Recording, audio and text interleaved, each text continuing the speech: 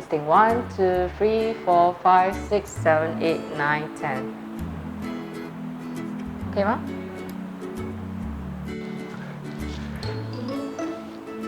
Hello, Celeste. Hi, Dennis. Good to see you. Thanks for having me. Yeah.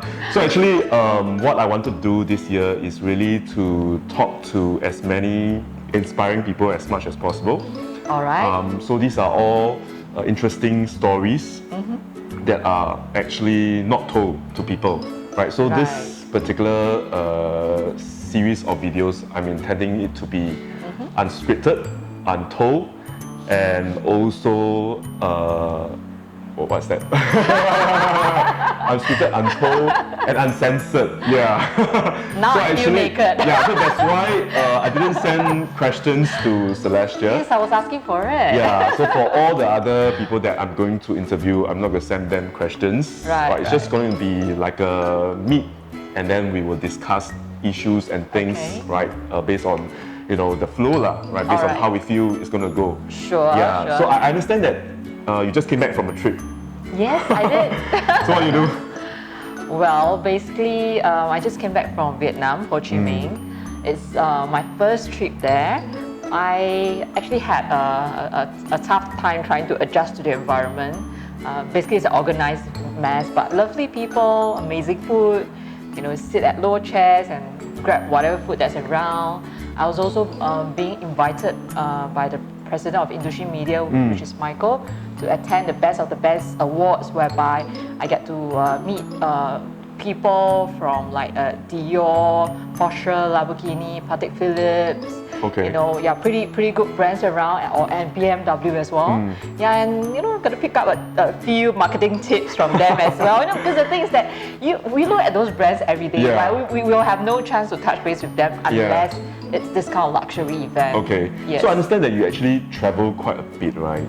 Yes, that's right. So how do you juggle between someone who travels quite a bit, right, like a wanderlust, right, and being a mother? I understand that you have 3 lovely kids. Right? How do you juggle that? Yes. I'm a single mom of 3 beautiful kids.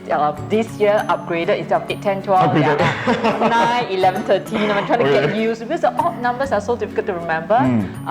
The eldest one is boy, just got to secondary school. Yeah. He loved the school because it's a Christian school. So I'm actually happy for him. The 2 girls are still in my mother's school, which is Nanhua. So how do I cope on this part is whenever I'm not around, I make it a point to do video call with them, send them love message. Basically, I'm romancing them, like I'm romancing my boyfriend. I love you, I miss you. So how did you think of me today?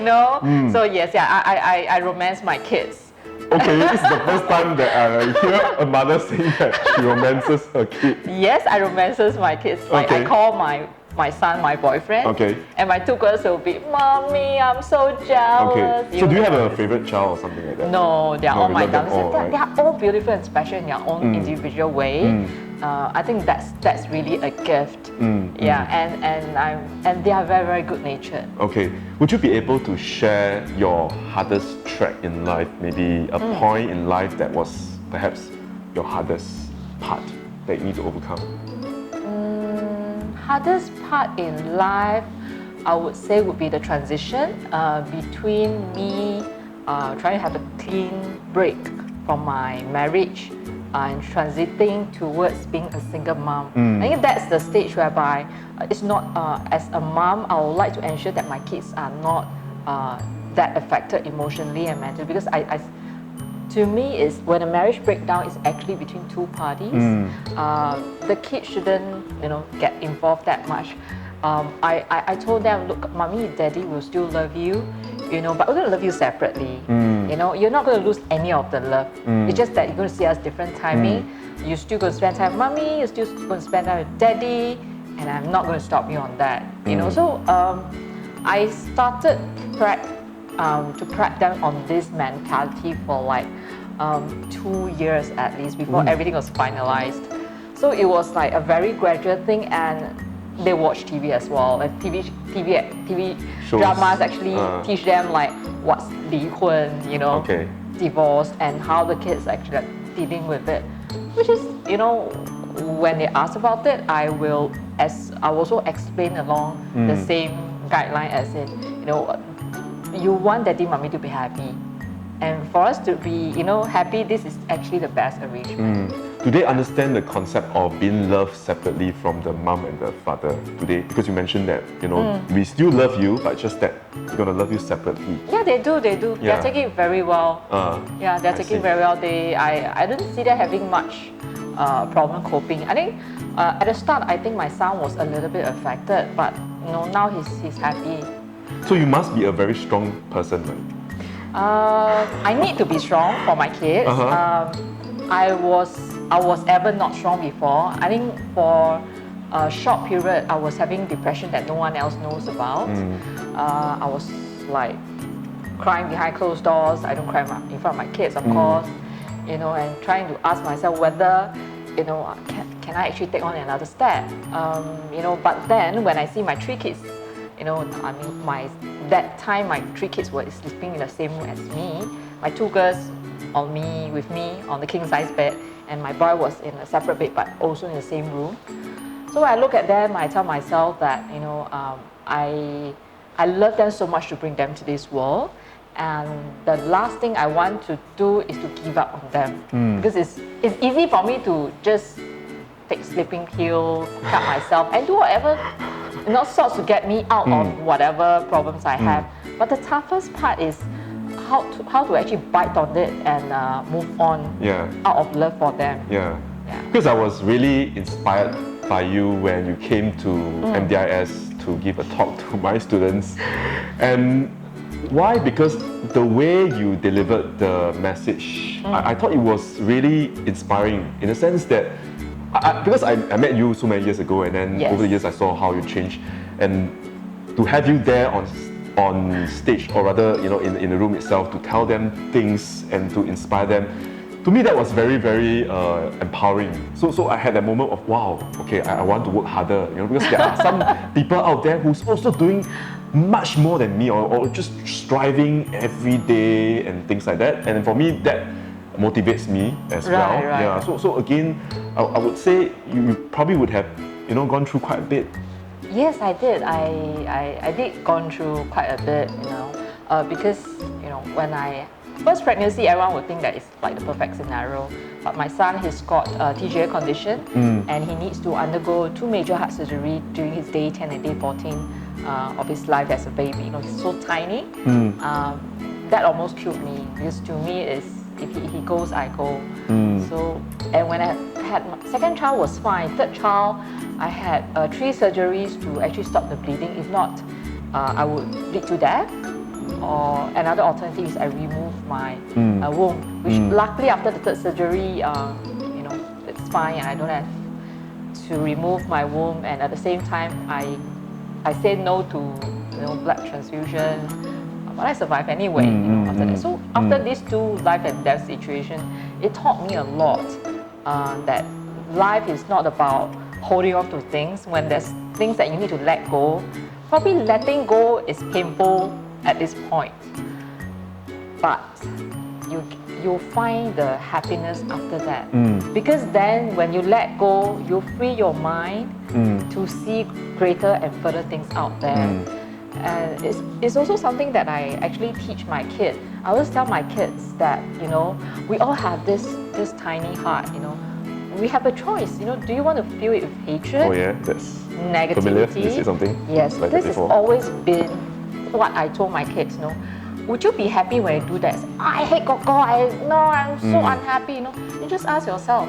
But instead, if you fill it with love, kindness, happiness, you'll be smiling all the way. Why don't we do that and make things different for ourselves? It's always going to be, very, very different when it comes to choices. But I don't think you all have a choice. So let's make that choice. Take a deep breath, think over it. What is the choice that you want to make to, make your life better and people around you better? Yeah. Is that one reason why it motivated you to join pageants? Because I understand that you won quite a bit of pageants awards, you've been quite active, right? So maybe tell us more about your journey, as someone who is like a contestant or... Right. In 2014, I was still married. I took part in Mrs. Singapore and I came in as a finalist, won myself 2 sub-awards, Mrs. Community Service That was Queen, not 5 years ago. Mrs. Star Essence. And then I rested for 2 years. I actually took part in this this kind of pageant thing whereby it's organized by this stroke support station, which is founded by Teo Chee Hien's wife. You know, they were looking for 2 ambassadors. One is for the stroke support center, and the other one is for the main sponsor, which is the clinic. So I won the sponsor for the clinic, and thus, you know, very lucky to have the aesthetic, you know, services throughout the year. And then 2 years later, which is last year, ERM actually approached and spoke to me about, you know, representing Singapore on an international platform. It's really a leap of faith because I've never ever done anything overseas. Which you won, right? The Malaysia one, I know. Seriously, I didn't expect that to happen. Yeah, I actually won Mrs. Chinatown International All Nations, as well as Mrs. Chinatown International Beautiful Skin. Yeah, representing as Mrs. Chinatown Singapore. Yeah, so it was a tough journey, but I'm glad that, you know, I pulled through it. Despite the fact that I thought that I probably won't survive. Why is that so? Well, because you just think, you know, you have people from Taiwan. Because of the who are intense competition, right? Yes, I'm the oldest of my batch. Yes, there's 2 segments. One is the Mrs., one is the Classic. You're the Classic. No, I'm you're the Mrs., but I'm the oldest of the Mrs. All right. And I need to compete with a 24-year-old. Who is also Mrs.? Who's also a Mrs. Okay, that young. Okay, got married but qualified to join the competition. Almost able to be my daughter, you know what I mean? Yeah. So to compete with 24 years old, don't you think it's like kind of daunting? Who am I to compete and skate with this little, you know, little I would imagine the whole vibe would be very friendly, but of course deep down people want to win, right? Yes, definitely wanting to win is there because they are very competitive. You know, they have one of them is a model, one of them whose kids are like in the media side. You know, they all have really good backgrounds and they are very talented when it comes to the talent segment. You know. So what was your talent? Okay, I almost didn't want to mention this. What talent did you showcase? Okay, my little talent is singing, but I'm far cry from. I heard before online. It's far cry. It's far cry. Yeah, it's so far cry from sing? what I did a local number, which is Chen Li, the Yue Guang. Oh, okay. Is that the reason why you had that practice at the studio the other time, which you posted on Facebook? No, that was a different song. Yeah, it was coincidentally was. I was there at the studio, and I wore a kebaya. In fact, for my national costume, it was also a kebaya. And I had Ratiana to help me with a special fishtail kebaya, and I had Sunji Matsu, Jen from Sunji Matsu, to help me with the headgear. She actually improvised from a fruit holder, you know. So yeah, everything was like I just put together like that. I didn't have that Kim and no, I didn't have that stuff. Was there anyone from Singapore who flew in to help you? I was making all the preparation on my own. Yes. So so you got to get your own outfit, you got to get your own costumes, you got to do your own makeup. Okay, makeup. When it comes to the judging, right? On the final day of judging, I actually have a sponsor, which is Hair Park 32 from KL side. That sent someone to do my final day makeup. Other than that, it's actually the pageant organizer that arranged it. And when it comes to like my other stuff, you know, I was very pampered by a whole range of other sponsors like my skincare, you know, which is the V10 Plus. My hair care is a Fito, you know, and another part of my skincare is actually Lyrac, you know, and then I have beautiful nails from Espadrille. You know, I just have like one whole list, and my beautiful girls from the bridal concept, which is just all sponsored. So I'm just very, very lucky. Okay, you know, yeah, and I have Spectacle Heart, you know, on my so all full sponsored and you know, helping you to win the award, right, or win the pageant. Yeah, I have. I mean, people who didn't come, I I have Derek Key who actually, supported me with advertisement and stuff. I have people who supported me silently. So on the night that I won, I was like, oh my God, I can finally breathe. Because the whole entire week, we probably have 3-4 hours of sleep. Yeah. Yeah, and the full day will be either doing photo shoot, learning our catwalks, visiting the sponsors, And what was the hardest part in this competition? The hardest part in this competition, I would feel, is being able to stand out as your individual self, bring out your individual self, because there is no way that you can be the prettiest among them all, or you can be the most talented among them. So you need to find a way to stand out. To stand out, to distinguish yourself. Yeah, you need to be noticed. Yes. Look at me, right? Like, look at me, right? Yes, How do you get yes. noticed, right? You need to get noticed and to try to mingle well with the rest of other Which contestants. I think you definitely can ace it. Yeah. I need to pause it for a while to check. Okay, still recording. Okay, I'll just stop.